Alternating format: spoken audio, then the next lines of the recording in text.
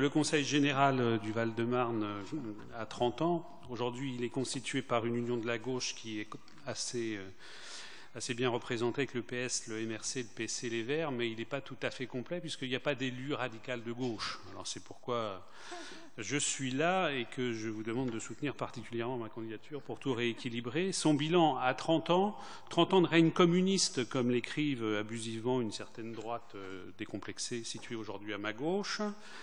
Ce que nous ferons, nous, quand nous serons élus, Fabienne Gisèle, qui est ici au premier rang, Parti socialiste, et moi-même, Patrick Mouge, Parti radical de gauche, s'inscrira dans la continuité de cette dimension sociale et républicaine. Nous y attacherons une importance particulière à la laïcité en promouvant, par exemple, ce qui est en train de se mettre en place à un échelon plus national, le service national civique, que nous appelions de nos vœux déjà depuis plusieurs années. Nous tenterons de préserver ce que le Conseil général a obtenu dans un contexte social difficile, avec la diminution de la dotation globale de fonctionnement, la non-compensation des prestations obligatoires, à savoir la mise en place d'un filet social aux mailles suffisamment étroites pour que ce filet soit efficace. Alors ne vous y trompez pas, ne nous y trompons pas, si le Conseil général venait à passer à bas droite, à basculer, ce filet sera détricoté et ces mailles ne retiendront plus grand-chose. Pourrait passer au travers des mailles, par exemple, c'est 76 crèches départementales et je vous mets au défi de trouver un autre département français qui compte autant de berceaux, 4500 berceaux. Un berceau pour un enfant, ce n'est pas du multi-accueil où les enfants partagent un même berceau, risque avec la municipalisation des crèches.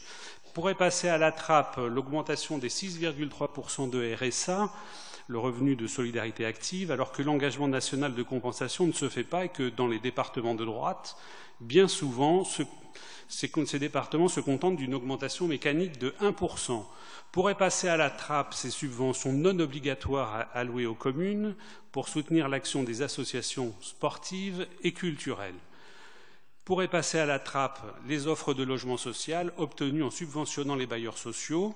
Et nous pensons même aller plus loin avec un principe, celui des baux glissants, dans des conditions particulières de précarité transitoire. De la même façon, les compétences obligatoires seront assumées. Il s'agit de la gestion des aides sociales individuelles, le RSA, le PCH, et l'APA, c'est l'aide personnalisée à l'autonomie que nous souhaitons voir augmenter pour maintenir le plus longtemps possible au domicile les personnes âgées. Il faudra mettre en place ce que les Canadiens appellent le baluchonnage. Et nous, en France, on appelle ça l'EHPAD. C'est une aide qui vient soulager les aidants. Nous maintiendrons l'offre de prévention médicale pour la petite enfance. Rappelons qu'à Nogent, le PMI nécessite une réflexion et une mise en conformité de ces locaux. Et pour tout l'usage de la population, nous souhaitons la création d'une maison médicale départementale avec un partenariat public-privé avec des mutuelles qui fassent que le reste à payer soit le plus minime possible. Nous préserverons l'aide au collège, au-delà de leur simple entretien, avec la construction d'un nouveau collège au Perreux-sur-Marne. Le collège Pierre Brossolette est totalement saturé. La mise en place de contrats éducatifs pour lutter contre le décrochage scolaire, la parité hommes-femmes parmi les encadrants au contact des jeunes, la parité homme-femme, je reviens, parmi les encadrants au contact des jeunes. Vous savez que c'est une population qui parfois pose des problèmes dans les collèges, c'est une des populations les plus difficiles. Encore en primaire, ça va, au lycée, ça va, mais au collège, c'est très difficile et il manque beaucoup d'hommes pour encadrer ces jeunes qui sont parfois quand même assez mouvants. Voilà. Alors, sans oublier le versant numérique des ouvrages qui devra être acquis pour alléger les cartables des collèges. Pour ceux qui ont des enfants collégiens, je ne sais pas si vous voyez tout à fait le poids que pèsent les cartables des collégiens qui font jusqu'à 10, 12, 13, 14, 15 kilos. Nous souhaitons aussi préserver la qualité des repas qui sont aujourd'hui faits sur place dans nos collèges et nous souhaitons que les aliments proviennent des circuits courts pour la constitution de ces repas. Pour les moins de 25 ans, la lutte contre l'échec des formations professionnelles se fera par ce que nous appelons l'allocation d'autonomie, avec en contrepartie un parcours intensif à l'emploi et à la formation. Pour les personnes handicapées, il faudra faciliter leur accès à la maison de la personne handicapée, ce qui n'est pas toujours très facile. Déjà au sens premier du terme, elle n'est pas totalement aux normes de l'accessibilité pour handicapés. Pour les handicapés les plus lourds, il faudra la création de nouvelles structures d'accueil absolument indispensables indispensable pour mettre un terme à ce véritable scandale du départ en Belgique des jeunes handicapés mentaux. Pour les efforts en matière de compétences générales, donc non obligatoires, nous citerons la création d'un espace philosophique et interreligieux. En 7 minutes, exposer des exemples de réalisations qui nous caractérisent, ça devient une liste à la Prévert. C'est pourquoi je vous renvoie à nos professions de foi, à notre 4 pages, à vos documents de campagne. La volonté politique du département fait qu'il est le premier employeur du département. Et ne nous y trompons pas, il doit continuer à investir, il doit continuer à être le moteur de la croissance par ses prérogatives et ses pôles d'exception.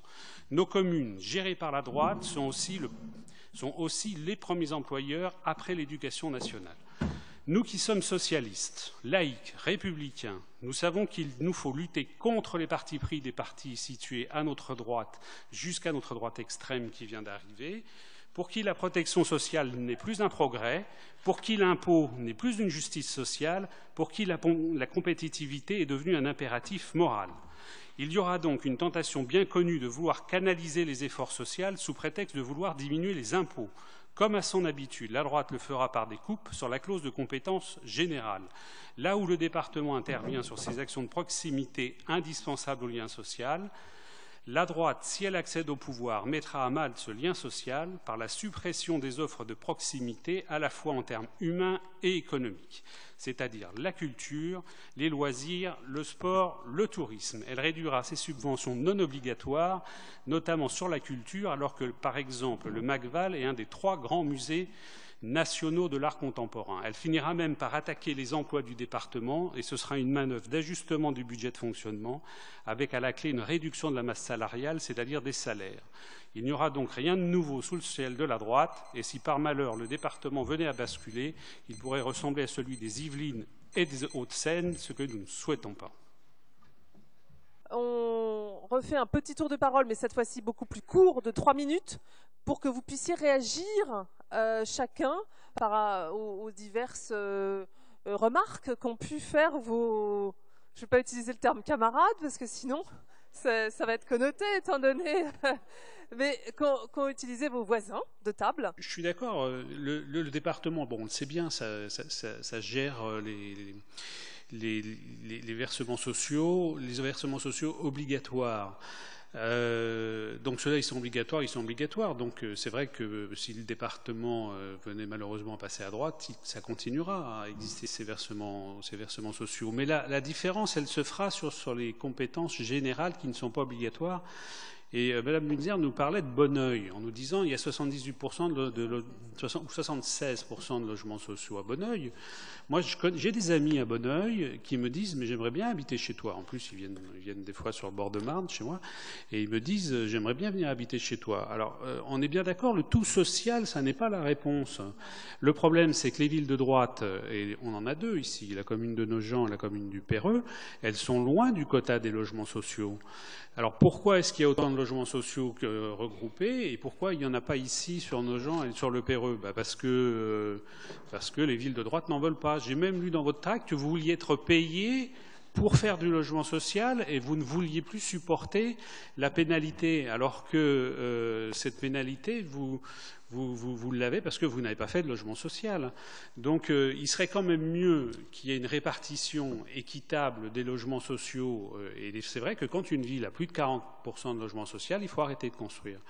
Eh bien, il serait bien d'en faire ici, sur Nogent, le Perreux, d'abord 15, on est à 7, à 8, ensuite, à 11, 12 sur Nogent, mais pas au Perreux, et passer à 10, à 12, à 15, exactement. Voilà. Vous nous parliez de la dette dans votre tract en nous disant mais le département ça fait de la dette, ça fait de la dette, ça fait de la dette. Moi je vous rappelle donc il y a eu la non-compensation pour ce qui est des droits sociaux obligatoires, la baisse de la dotation de fonctionnement général, et vous nous parlez de la dette. Mais la dette, elle a un encours de dette si on la rapporte à la population qui n'est pas si important que ça. Hein.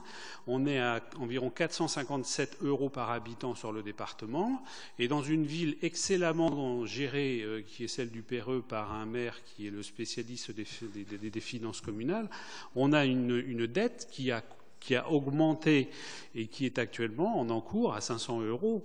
Donc vous voyez bien qu'on peut dire aux chiffres ce qu'on veut. Voilà, le département n'est pas si mal géré que ça. Alors, moi, je voulais dire aussi à M. Azari qu'il nous parle de clivage, Arazi, M. Arazi, il nous parle de clivage et de dogmatisme. Bon, le dogmatisme, c'est vrai que ce que j'ai pu dire, c'était un peu rapide. Je suis radical de gauche, et puis 7 minutes pour exposer, bon, c'est rapide, mais nous nous trouvons à un carrefour. Nous nous trouvons à un carrefour. On va passer aux questions. Donc, comme d'habitude, merci d'avance de poser des vraies questions. Une question courte, à peu près pour tous les candidats, sauf Alain Piglione, vu qu'il y a déjà répondu.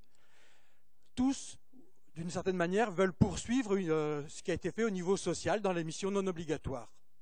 Mais ça veut dire que la clause de compétence générale est maintenue et conservée.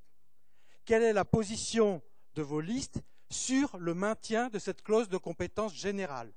Parce que sinon, tout ce que vous nous annoncez, c'est impossible. Parce que seule la clause de compétence générale permet les crèches, permet le logement, etc.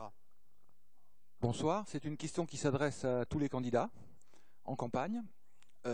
Quel engagement formel prenez-vous, et non pas limité à ce soir, sur l'imposition au niveau du département, qu'on ne voit pas nos feuilles d'impôts régulièrement augmentées par les impôts départementaux? Quel est votre engagement formel, mais pas un engagement des campagnes qui s'arrêtera demain ou dans une semaine, hein, comme on l'a entendu notamment au niveau local, sur nos gens. Donc, quel est votre engagement formel et qui sera tenu vis-à-vis des impôts? Bonsoir, Pierre Nouveau-Nogentais. Honneur aux sortants et honneur à leur contrepartie. Je ferai 5 secondes de commentaire, Monsieur Lédion. Vous êtes candidat à une élection locale, très locale. Il vous faut de la souplesse dans le discours. Si vous voulez surfer sur une vague, si vous voulez surfer sur une vague dite nationale, de la souplesse. Monsieur Piglione, pardon, j'ai écorché votre nom. Oui, madame, s'il vous plaît. Monsieur Piglione, vous êtes l'héritier d'une tradition politique qui a transformé la ceinture rouge en ce que notre banlieue est, c'est-à-dire des paysages absolument affreux. S'il vous plaît. Et la question s'adresse à Monsieur Mouget, qui m'a paru tenir un discours que je n'adhère pas, mais qui m'a intéressé. Il a peut-être oublié un sujet, j'aimerais qu'il l'évoque. Les transports. Pas les transports en commun, tout ça. Rappelez les compétences du département en matière de voirie et expliquez donc ce que le département peut faire pour que cette voirie dont il a la compétence soit un petit peu moins sale, immonde et antidémocratique, comme diraient certains, parce que le paysage, c'est quand même l'essentiel de la vie. Merci. Sans être écolo. Bah moi, disons que je voudrais poser une question à tous les candidats, c'est de savoir si ça va être supprimé ou pas le département, parce que moi j'ai entendu M. Hollande qui à un moment donné disait que ça allait être terminé. J'ai entendu Valls aussi qui voulait les supprimer à partir de 2020, donc ça sert à quoi d'aller voter pour quelque chose qui va être supprimé, quoi? Dans le prolongement de la question de monsieur tout à l'heure, à savoir à tous les candidats, au moment où l'État effectivement va diminuer les contributions au département, comment vous allez concilier le non-évolution des dépenses avec, j'allais dire, ce retrait de subventions de l'État? À savoir, c'est bien beau de s'engager aujourd'hui, on ne va pas augmenter, oh non, la main sur le cœur, mais comment? Dans la mesure où vos charges nécessairement augmentent, ne serait-ce que par l'effet salaire qui est le plus important au niveau du département, puisque le GVT mathématiquement, automatiquement, va augmenter et augmenter lourdement. Donc je voudrais bien avoir une réponse assez claire à cet aspect-là des choses qui est important pour la bourse de tout le monde. Merci. Alors pour répondre sur la taxe d'habitation, j'ai été conseiller municipal quelques années et n'étant pas un professionnel de la politique, j'ai essayé de comprendre un peu comment tout ça fonctionnait. Moi je suis médecin, je suis pédopsychiatre, alors vous voyez c'est à 100 000 lieues du fonctionnement des budgets des communes, si ce n'est que mon métier m'amène à avoir quand même un contact assez courant, privilégié avec les personnes qui bénéficient des aides sociales. Et quand je vous ai parlé, par exemple, du scandale du départ des enfants ou des jeunes adultes handicapés en Belgique, ça fait partie de mon vécu. Et quand je vous parle de la maison de la personne handicapée, c'est pareil. Alors, pour ce qui est des finances, bon, moi, ce que j'ai compris, c'est qu'effectivement, il y a un taux. Il y a un taux sur la taxe d'habitation.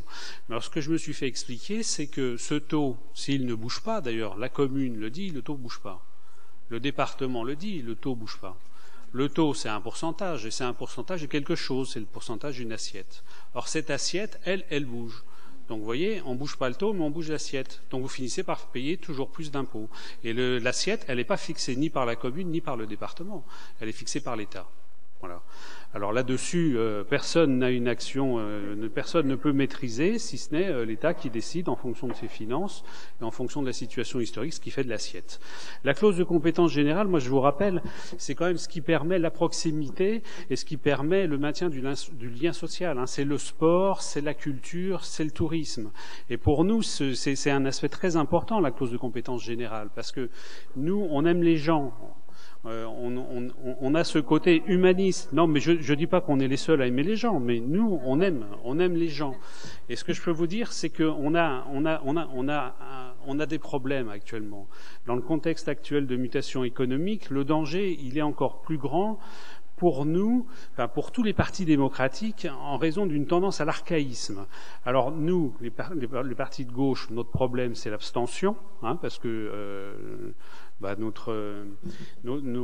nos électeurs, ils veulent nous punir, alors que nous, on est en charge d'accompagner le changement. Et le changement, de toute façon, qu'on le veuille ou qu'on le veuille pas, il va de l'avant. Hein. Et puis, alors, les gens qui sont situés à notre droite, eux, leur problème, c'est la porosité avec les valeurs de l'extrême par la désignation de boucs émissaires et qui sont jetés à la vindicte populaire, hein, l'Europe, l'identité religieuse, l'identité ethnique. Donc chacun ses problèmes, hein, voilà. Et nous, républicains, laïcs et socialistes, nous pouvons nous résoudre à ce constat que l'abstention dont nous subissons les effets choisissent pour nous et conduisent à une émergence des thèses que même la droite que nous combattons subit. Est-ce qu'il y a des questions de ce côté-là? Parce que je n'étais pas trop passée de ce côté-là. Question peut-être un peu naïve, d'une manière très pragmatique, quelles seraient les 3 décisions très concrètes, éventuellement symboliques, que vous prendriez pendant les premières semaines où vous auriez le département? Très concrètes. Moi, je dirais, première chose, la construction d'un nouveau collège au Perreux-sur-Marne. Parce que en quelques semaines, non, mais c'est une décision à prendre en quelques semaines. Hein. La construction, il faut la voter, il faut trouver les financements, ça prend du temps. Construction d'un nouveau collège. Je dirais la deuxième chose, c'est l'allocation d'autonomie pour les jeunes de moins de 25 ans en raison de l'importance des échecs scolaires et des échecs de professionnalisation.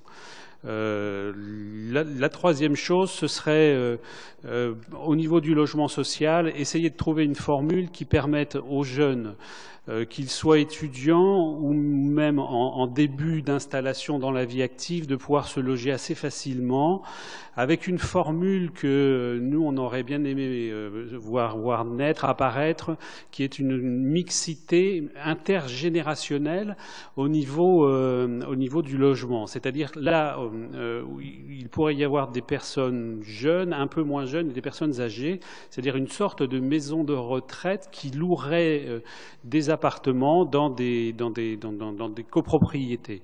Tout ça pour vous dire que nous, on aime les gens. On n'a pas la panacée, mais il y a quand même des dangers. Hein, il y a quand même des dangers avec la ghettoisation, avec l'apartheid. On ne veut ni de l'un ni de l'autre. Là, pour le coup, c'est vraiment du ni-ni. Hein, et devant ce danger qui nous conduirait vers ce sectarisme, vers cette dérive extrémiste, on vous invite dimanche 15 mars, c'est pour conclure un peu mes propos, il me reste 1 minute, donc dimanche prochain à 14h30 à une marche républicaine qui irait de la mairie de Nogent le dimanche 15 mars à 14h30 de la mairie de Nogent à celle du Perreux en empruntant nos bords de Marne, hein, qui sont si jolis et que nous souhaitons préserver. Ça, c'est pour répondre peut-être à la question sur les transports, puisqu'il faut quand même qu'il y ait une certaine harmonie au niveau des transports et au niveau de la construction, mais c'est plutôt du registre du PLU qui sera peut-être ensuite passé à la métropole. Voilà, j'ai à peu près terminé ce que j'avais à dire.